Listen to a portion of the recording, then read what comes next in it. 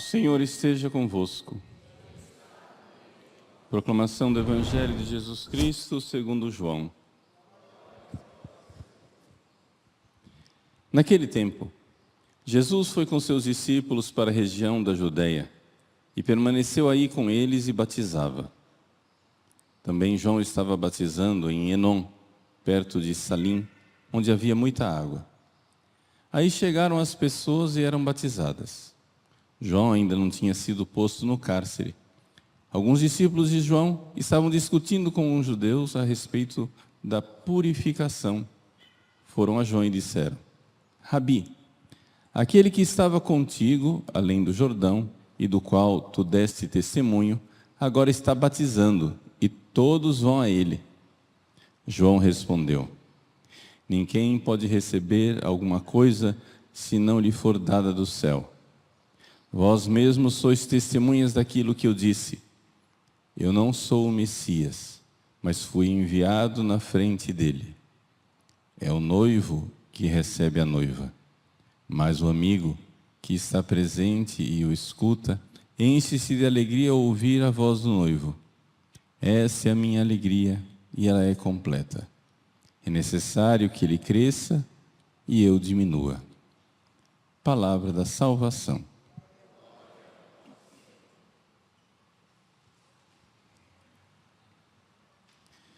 Meus queridos irmãos e irmãs, o Evangelho de hoje é uma boa preparação para a festa que iremos celebrar amanhã, a festa do batismo do Senhor. Porque fala do batismo de João. É interessante nós notarmos que o Evangelho de hoje dá a impressão de que Jesus batizava, mas Jesus não batizava. Se nós formos olhar no capítulo 4 do Evangelho de São João, logo no início, está dito lá que Jesus não batizava. Mas, se Jesus não batizava, por que é que o Evangelho de hoje inicia dizendo assim, né? Que Jesus, com os discípulos, permaneceu aí com eles e batizava? É porque os apóstolos batizavam, continuando aquele batismo de João, que não era ainda o batismo sacramento, não era o batismo de Jesus. E então, Jesus estava lá presente. É a única forma que nós temos de conciliar os dois capítulos. Nós estamos aqui no capítulo 3, que diz que Jesus com os discípulos foi para lá e batizava. Aí os discípulos de João disseram: olha, aquele lá que seguia você agora está lá batizando. Mas logo em seguida, capítulo seguinte, está dito lá, Jesus não batizava. Ou seja, Jesus não batizava porque o batismo que Jesus irá instituir é o sacramento que nós conhecemos. Aqui nós estamos numa outra fase, nós estamos numa fase inicial, em que Jesus, com os seus apóstolos, seguiam o movimento iniciado por São João.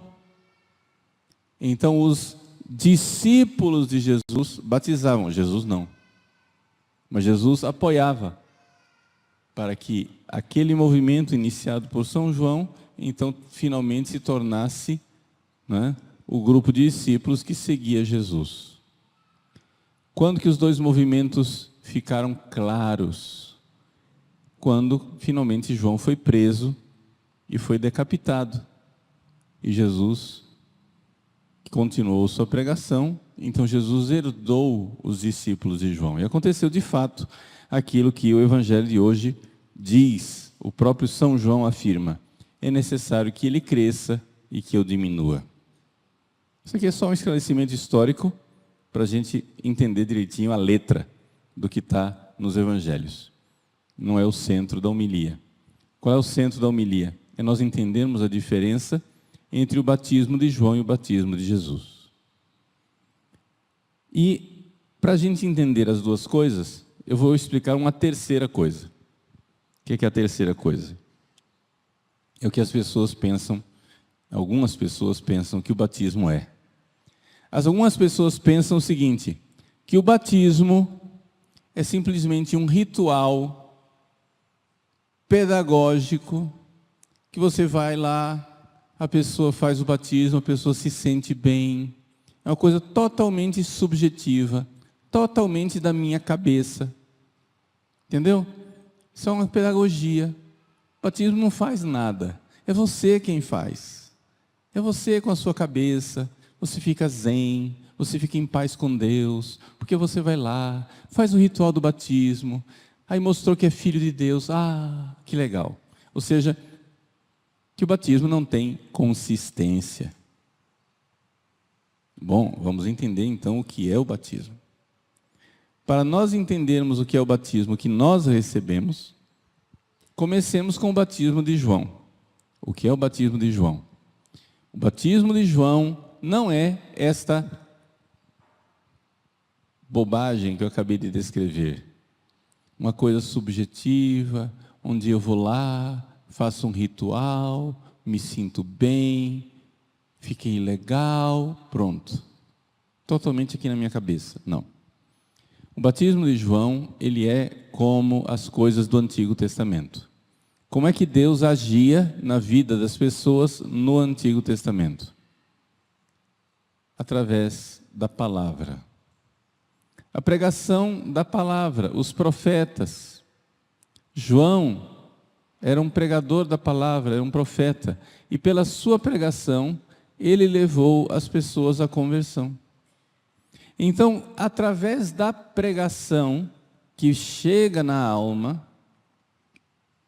a pessoa que ouve a pregação se abre para uma ação de Deus. Veja, é bem diferente do que eu falei. Não é só na minha cabeça, não. Existe a minha cabeça, eu me abro, a minha alma, eu me abro para Deus, mas aí, esta abertura, que já é uma espécie de ação de Deus na minha alma, ela me abre para uma ação de Deus ainda maior.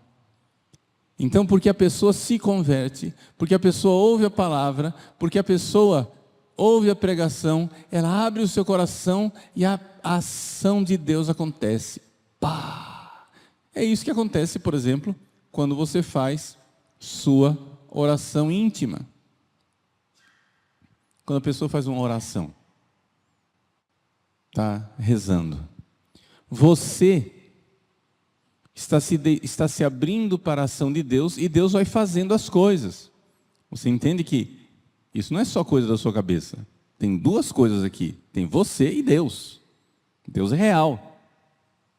Deus age realmente. Então o batismo de João acontecia assim. João pregava, as pessoas iam se convertendo, se abrindo para a ação da graça. E aquele ritual na água era somente parte da pregação, ou seja, parte daquele movimento em que a pessoa abria a sua alma para a ação de Deus e Deus fazia, mas era tudo baseado o quê? Nessa realidade da pregação, da conversão, de algo que eu me abro e Deus faz. Eu me abro e Deus faz. É isso que acontece quando a gente reza. É assim que as pessoas eram salvas no Antigo Testamento. Problema. Nem sempre funciona. Nem sempre você vai rezar e a ação de Deus acontece. Nem sempre você ouve uma pregação e acontece a ação de Deus. Por isso, no livro do Apocalipse está dito que os santos do Antigo Testamento são só 144 mil. 12 mil da tribo de Judá, 12 mil da tribo, e aí as 12 tribos lá, 12 mil de cada tribo. Só, um número pequeno. 144 mil é muito pouca gente. É só 2 vezes o bairro do Cristo Rei, da Grande Cristo Rei. Não é nem a cidade de Vaza Grande. não é? Então, aqui nós temos a primeira ação. Mas é uma ação verdadeira de Deus. É importante a gente enxergar isso.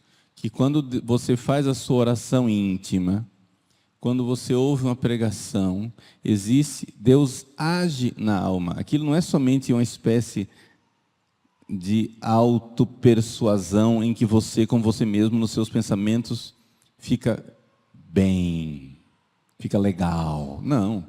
Existe uma verdadeira ação de Deus na oração. Essa oração pode ser mais intensa, menos intensa. Existe uma verdadeira ação de Deus na pregação. Essa ação pode ser mais intensa, menos intensa. Senão as pessoas não se converteriam nunca. Estamos de acordo? Né? As pessoas ouvem a pregação e a conversão acontece. Mas o batismo de Jesus é algo a mais. Por quê?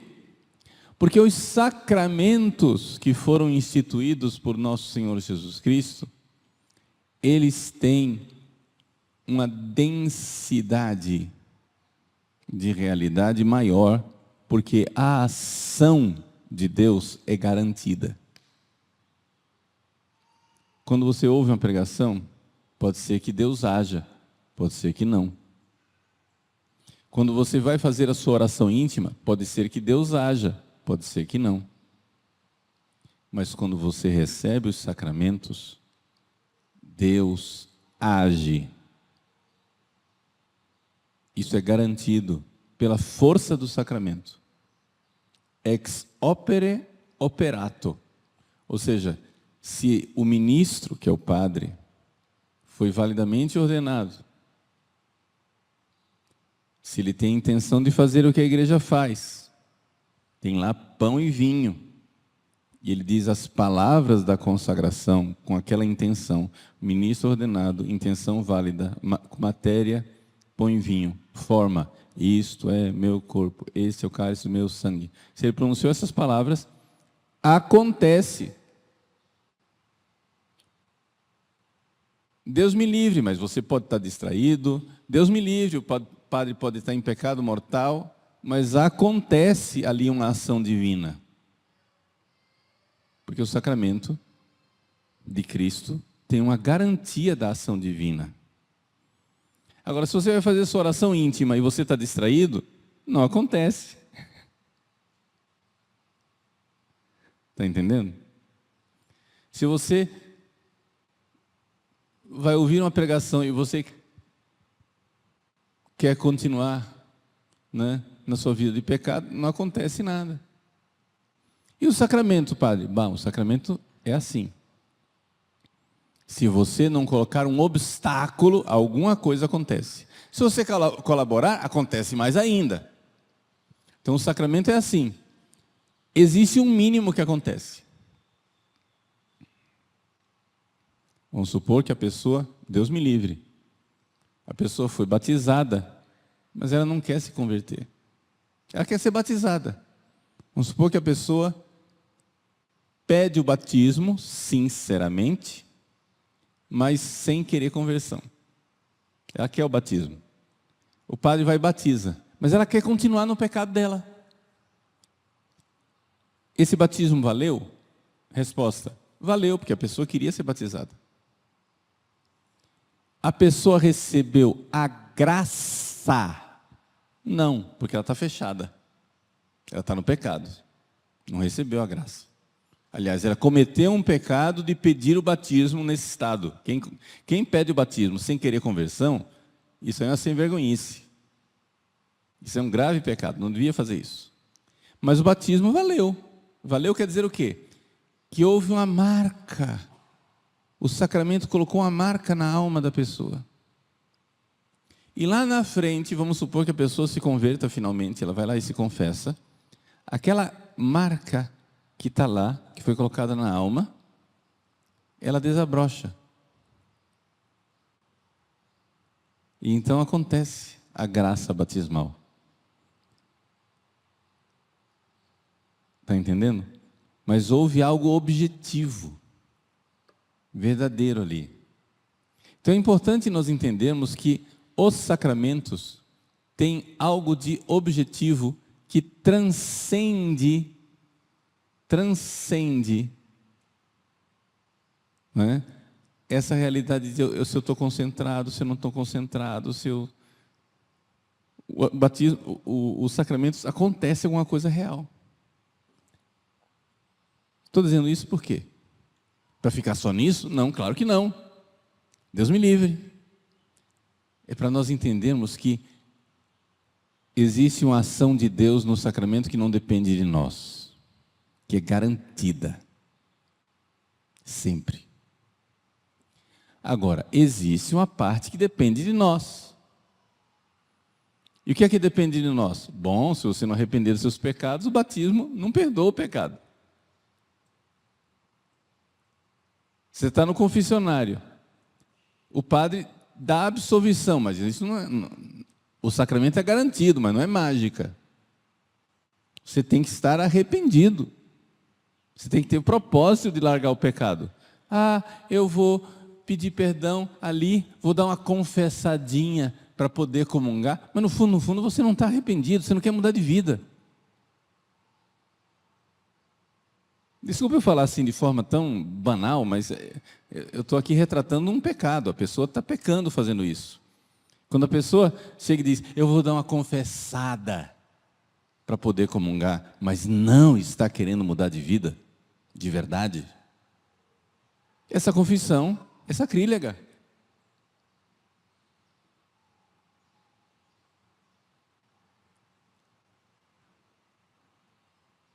Deus, não é?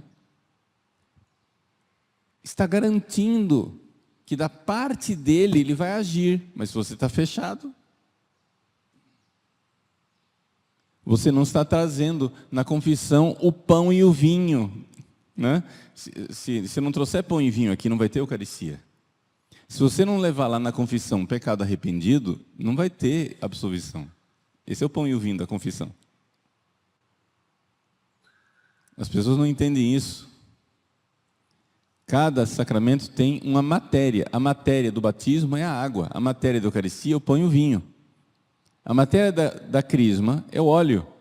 E a matéria da confissão, padre, é o seu pecado arrependido. Se você não trouxer, se você não confeccionar em casa o pão e o vinho, se você não trouxer o óleo, se você não trouxer a água, não vai ter sacramento. Se você não colocar ali na confissão pecado arrependido, não vai funcionar.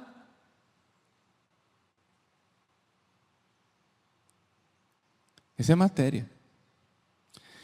Então, quando os sacramentos são feitos, quando você vai lá e batiza, quando você vai lá e crisma, quando você vai lá e recebe a Eucaristia, quando você vai lá e se confessa, né?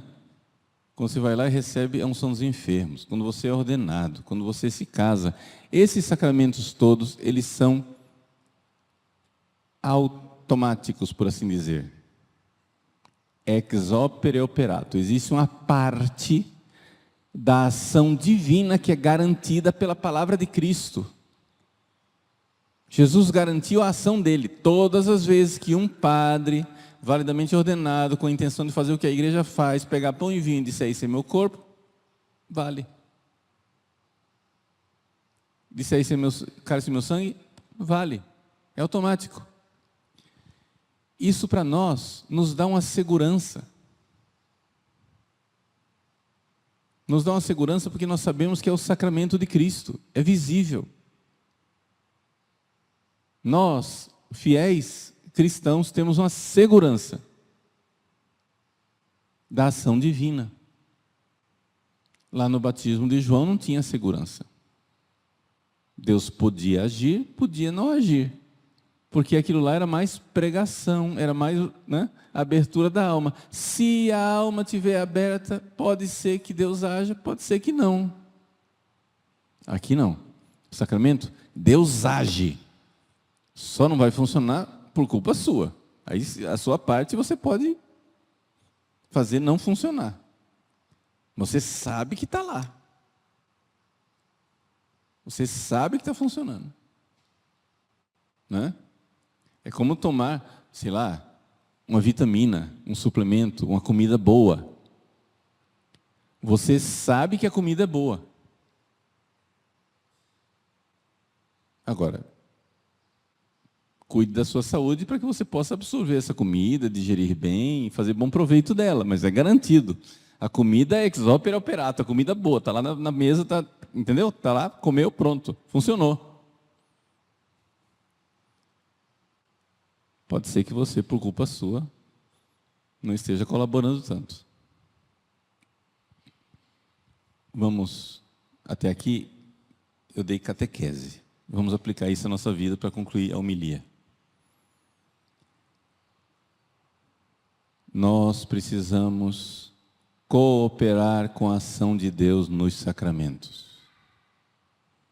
Os sacramentos são para nós, católicos, uma grande consolação. Nós temos certeza da ação de Deus. Eu tenho certeza que eu fui batizado. Então a graça do batismo está em mim. Ela está aqui, à minha disposição, para eu me abrir a ela.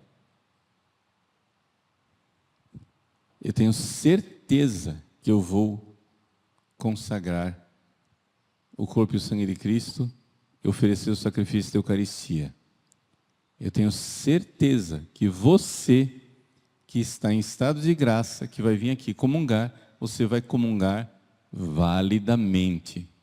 Você é batizado, você está em estado de graça, você vai comungar validamente. E aí? Bom, algo da ação de Deus você recebeu. Se você cooperar, essa ação é maior. Se você cooperar, a ação é maior.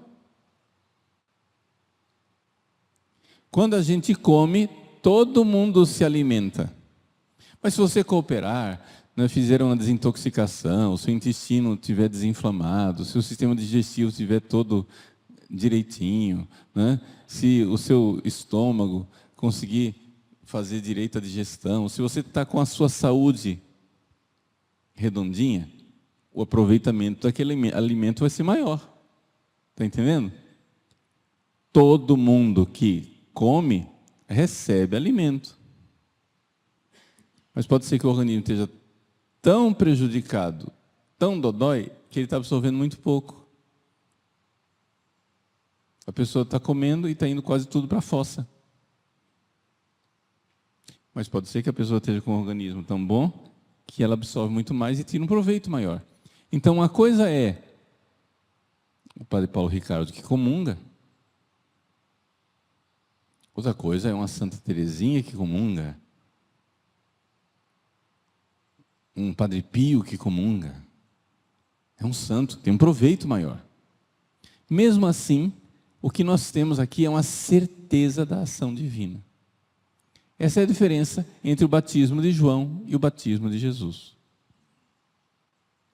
Nós temos a certeza da ação de Deus nos sacramentos.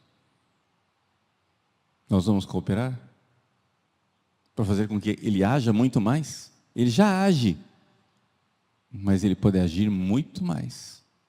Se nós comungarmos com amor, se nós comungarmos com abertura de alma, se nós comungarmos cheios de Deus, a ação divina será muito maior. Então, preparemos-nos para celebrar amanhã a festa do batismo do Senhor, que seja um momento de renovação interior, de nossa abertura às graças batismais. Mas enquanto isso, saibamos que dos 7 sacramentos, aqueles que são mais frequentes na nossa vida são confissão e comunhão. Não é? Dos 7 sacramentos, tem 3 que a gente recebe uma vez só na vida: batismo, confirmação e ordem. 2 que se recebem